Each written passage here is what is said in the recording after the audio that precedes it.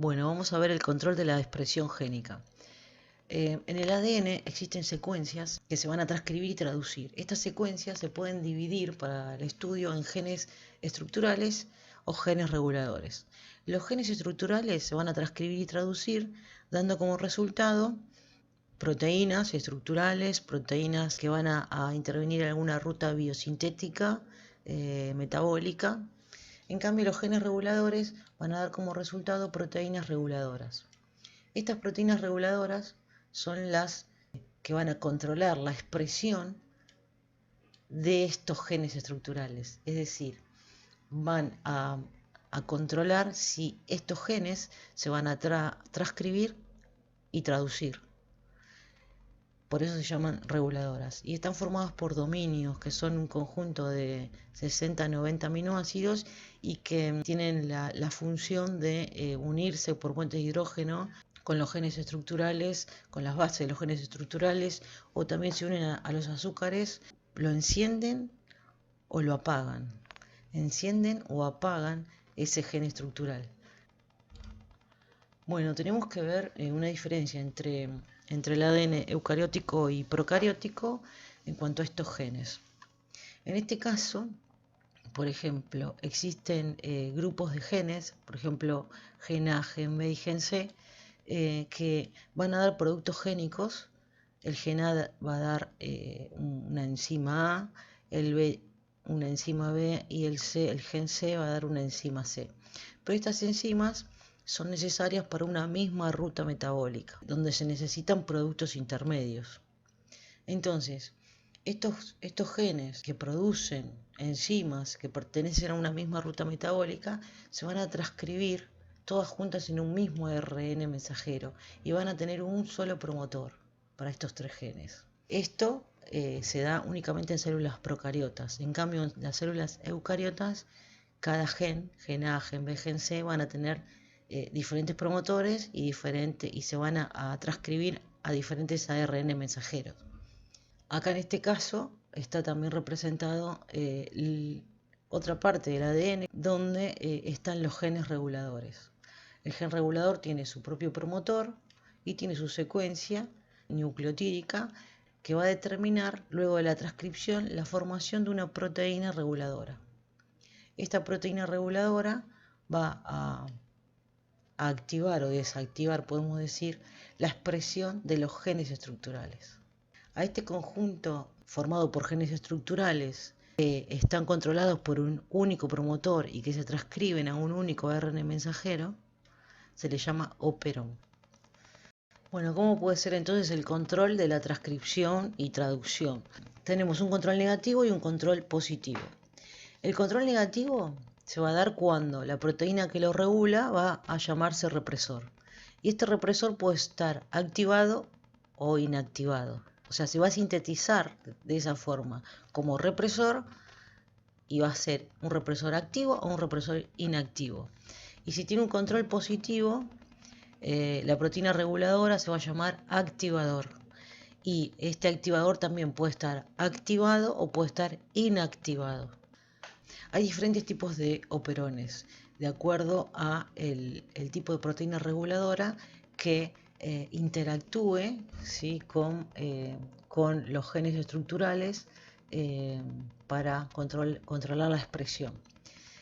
En este caso es un operón inducible negativo. ¿Esto qué quiere decir? Que, como habíamos dicho antes, tiene un control negativo, ¿sí? Si tiene un control negativo, la proteína que lo regule va a ser un represor. Entonces, el operón es negativo porque tiene un represor. Ahora, dice que es inducible. ¿Por qué? Porque el represor que se sintetiza acá, que se traduce, es una proteína que es un represor activo. ¿Y esto qué quiere decir? Si el represor está activo, lo que hace es unirse se va a unir a una parte que se llama operador, que está acá, ¿sí? Entre operador y promotor se une. Entonces lo que hace es impedir a la ARN polimerasa que se una al promotor y que comience a transcribir estos genes, ¿sí? Este represor está activo, por lo tanto ni bien se produce apaga la transcripción. No hay transcripción, no hay traducción. Ahora, cuando se necesitan estos productos génicos, este represor tiene que inactivarse. Lo que va a controlar que el represor se active o inactive va a ser el medio intracelular, ¿sí? Es decir, si yo tengo estos genes estructurales que intervienen en esta ruta biosintética, ¿sí? ¿Cuándo este represor se tiene que inactivar para darme este gen, este o este? Cuando en el medio exista este, que sería el precursor. Entonces, si yo tengo mucho de esto en el medio de la célula, este que sería el precursor, la célula lo va a necesitar de esta forma. Por lo tanto, va a necesitar estas enzimas. ¿Sí? Bien. Bueno, ese precursor de lo que estábamos hablando se llaman inductores. El inductor, ¿sí?, es lo que está en el medio celular, se va a unir con la proteína reguladora que va a ser un represor activo, porque este va a estar activo, y va a hacer que ya no tenga la misma conformación tridimensional para unirse acá. Ya no se va a unir más acá, no va a poder, ¿sí? Entonces, automáticamente el ARN polimerasa lee al promotor y comienza la transcripción y la traducción. Es decir, que el represor activo va a inactivarse mediante un inductor que va a estar en el medio celular. Sería un operón inducible negativo. Bien, acá tendríamos un operón reprimible negativo. También tiene control negativo, es decir, que va a tener un represor. Pero este represor se va a sintetizar de forma inactiva. Ya va a salir, luego de la traducción, una proteína que es un represor inactivo. Entonces, como está inactivo, ¿qué pasa con los genes estructurales que este represor regula? Y van a transcribirse y van a traducirse, porque el represor está inactivo, ¿sí? Entonces, si este gen en este caso está encendido, va a partir de este precursor vamos a tener muchos productos, ¿sí? Entonces estos genes se siguen transcribiendo, traduciendo, y luego de un tiempo voy a tener en el medio mucho de esto, mucho de esto, ¿sí? Esto que está acá va a modificar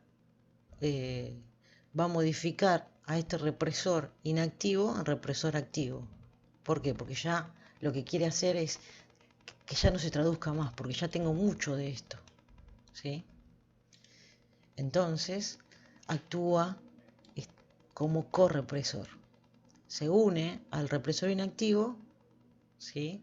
Y al unirse al represor inactivo, lo que hace es inhibir estos genes, ¿sí? Porque ya tengo mucho de esto.